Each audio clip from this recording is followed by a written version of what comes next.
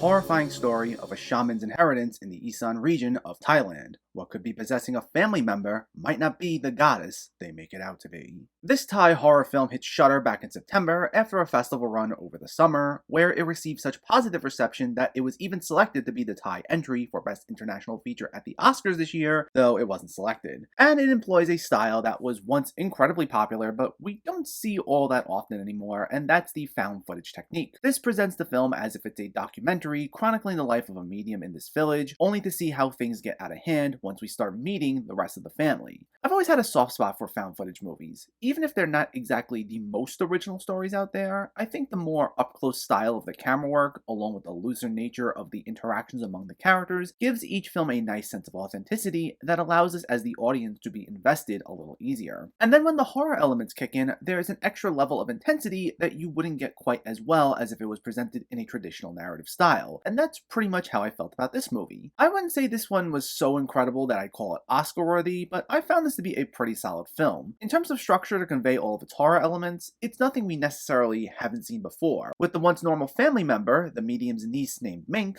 beginning to act strange, and everyone suspects it's this evil entity. And at first she just acts irritated and she snaps at others, but her behavior becomes increasingly unhinged and she does more bizarre and violent things, and everyone's getting involved to try and help her. While parts of this are familiar, the film makes solid use of actual Thai folklore to set this narrative up, and it was refreshing to get a bit of a different spin on the structure. And it does lead to an incredibly dense narrative with a lot of ground to cover as we go through the history of these spirits as well as a lot of the backstory regarding the family. It does lead to the film maybe going on for a bit too long, clocking in at 130 minutes, but I do appreciate all the attention to detail as a way of getting us invested, especially with so much attention given to the characters and their history. While this is first and foremost a horror movie, I did like the incorporation of character drama as well, which goes a long way. And of course, what works about it especially is the main reason I tend to love these found footage movies, and that's the fact it can feel creepy, considering we feel right there with these characters. And this one's especially creepy due to the unsettling lead performance by the actress playing Mink and her increasingly frightening behavior. Now, the film's more disturbing elements can sometimes feel like a bit much, with some truly uncomfortable subject matter being depicted that I think came close to crossing the line in several moments, especially in one scene involving an animal, but for the most part, the aesthetic was captured well, and it managed to get under my skin in a way that would feel earned. And it makes the medium a solid watch, and one of the better Shudder releases of 2021. While it can go on a bit too long with its sometimes familiar structure, and several sequences might have gone overboard in terms of its brutality, it's still a chilling folk horror with a great lead performance and a dense, engaging narrative that horror fans will enjoy. If you haven't seen it by now, it's worth a shot.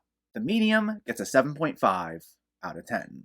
So let me know, did you see The Medium, or are you planning to see it, and what were your thoughts? Was this one of your favorite Shudder releases? Was it one of your favorite found footage movies? Let me know in the comments below so we can discuss. Also, if you enjoyed this video, please give it a like and share it, and for more movie reviews and film discussion, please make sure to hit that subscribe button to stay updated. Thanks for watching everyone, and keep having fun with film.